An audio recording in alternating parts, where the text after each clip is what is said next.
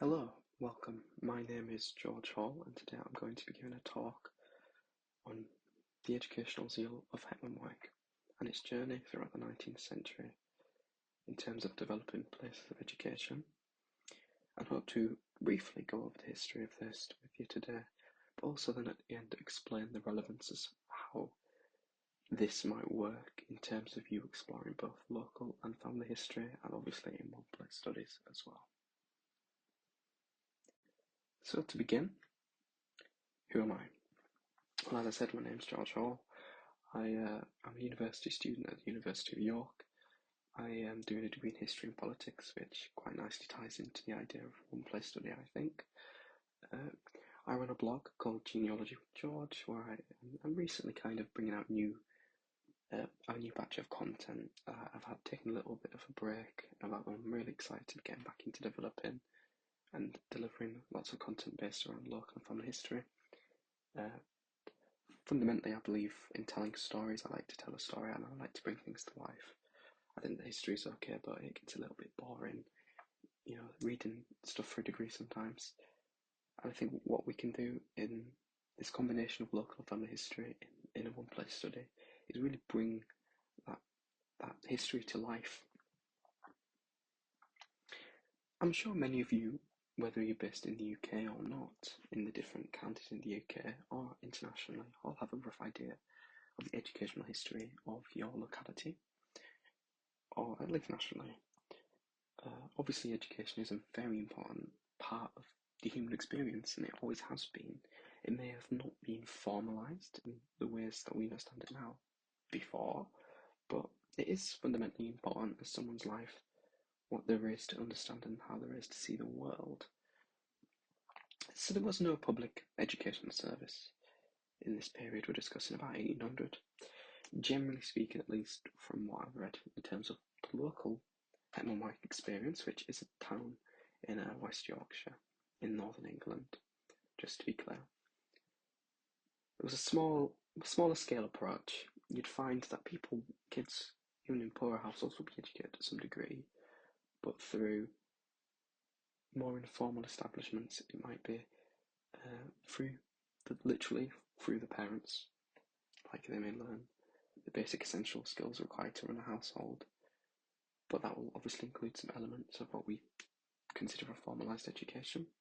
You also might have individuals running smaller classes. You also had, for the more wealthier individuals, particularly as the Industrial Revolution is beginning to generate a lot more wealth locally, smaller private schools. One in a place called Hall was run by Hammond Robertson, who was a very local but controversial vicar. He was just a very powerful man in his time, really. He did a lot of things. And you also began to see, actually, in this period, poorer kids were going to what we can recognise as educational establishment schools. But they were educated in a very religious way, because you'd have national schools run indoors really by the Church of England, and British schools, which were like non-denominational schools. And it wasn't consistent completely, but this is very interesting, and it's definitely left its mark locally because this Hammond Robertson was heavily involved with the National Society. And also, at Heckmondwike individually, there was a lot of private investment, and the town created a fund and developed a town school. But in terms of the coverage of that, we will discuss in a minute. Because Heckmondwike was at this point really a place of poverty and a lot of strife and discontent. It's frankly impossible to go into it now, and I'm developing a blog piece on this point, including this educational zeal, but also this sort of very negative period. But this private investment is very important. For example, we've got some lovely data available on Heckmondwike, just some general statistical things. But again, a little tip is not everyone has access to it, of course, but if you know anyone that has access to academic articles and sources online, they can be very good in getting very, very specific little bits of information about an area. So, for example, through this response to something in the 1840s, we have a lot of statistical information on educational establishments. What I find very interesting is, right, I'm going to throw a couple of numbers at you. So what they determine as private schools there's 5 of them with 193 scholars, and public schools there's 2 with 168. So you can do the maths if you want, but it really is interesting because it does not at all compare to the amount of kids that are in Sunday schools. You've got, in terms of the Church of England Sunday School, 1 with 17 teachers and 180 scholars.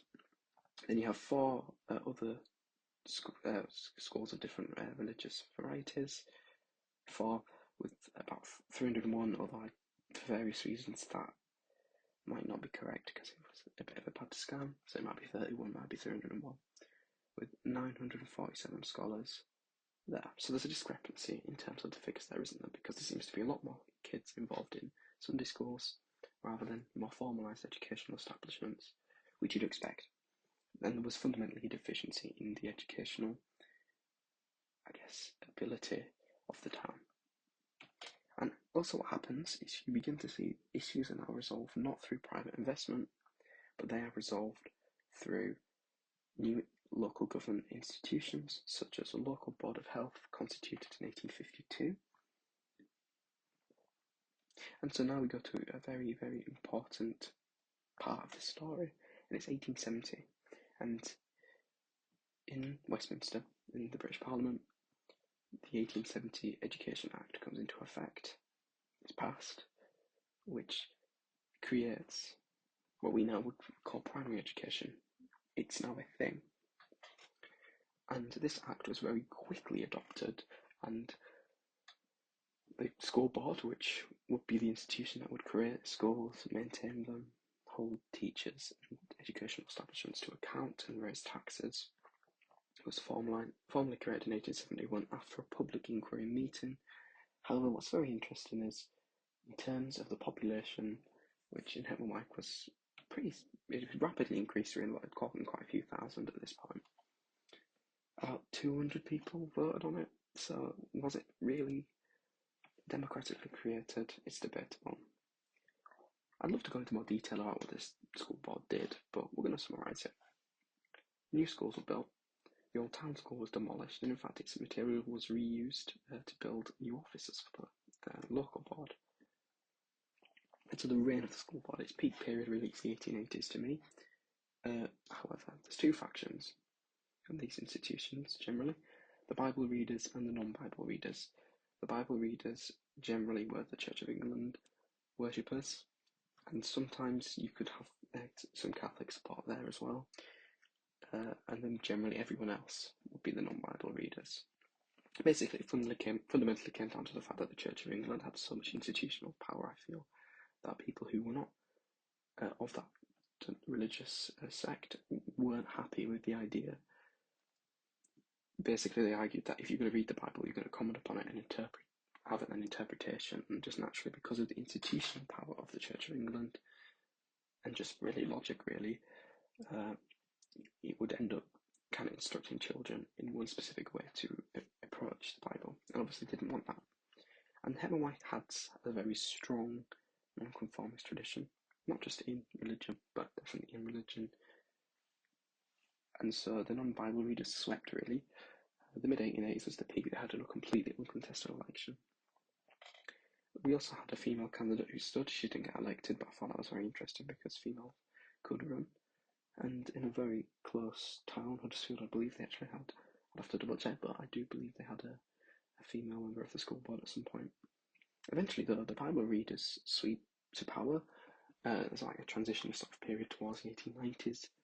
By 1891 they have a majority, however there's a settlement that is reached really on this issue, but that dividing line is still there. In 1894 the election is kind of fought on different lines.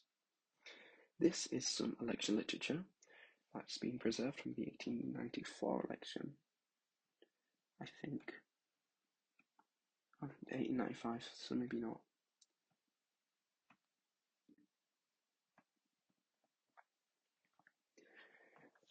Right then. Secondary school is very important, and I've got to summarise. I have got to summarise. It's important that I do, because we could be here for 25 hours. They needed to build a new school. It didn't need to be a secondary school. Secondary school, as a concept, were not formally legally recognised until 1902 in that Education Act, which abolished the school boards. However, school boards decided that they would test, and really, I guess, that more because the nonconformists generally and the non-Bible readers were generally aligned with the Liberal Party, and the Conservative Party was aligned with the Bible readers.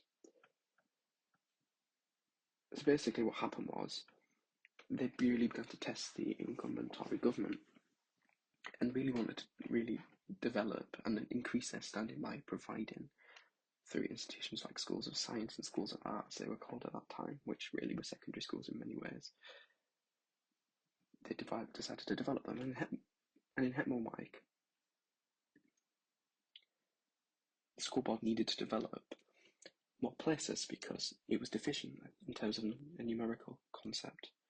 So they also wanted to be the first area in the Swim Valley to have a school. I feel that was of secondary nature. So what happened was you had fighting over the design, cost, factional opposition. This 1894 elections led to a sweeping win for candidates wanting to get on with the school's building. On the 17th of January 1898, it was built. However, in 1899, the Cockerton judgment made it illegal for school boards to give funding to these schools of arts, schools of science. This led to a very strange position where a new institution took over the management of that certain aspect of the school, because you had different schools inside the same building. 1902 Education Act gets rid of this school board, and then because of this movement to local government, there's a debate basically which is down to the school's existence. And it's in this debate that where it basically wants to move it to a different town. The phrase educational zeal is used. And why is this important to end on? What does this very quick brief introduction to this history? Why is it important? Going back to something I said earlier, what I think is very important is the fact that everyone, particularly on a personal individual level, was educated. Whether it was formally, whether it wasn't, they were educated, and we must not miss this because it is essential to someone's life story.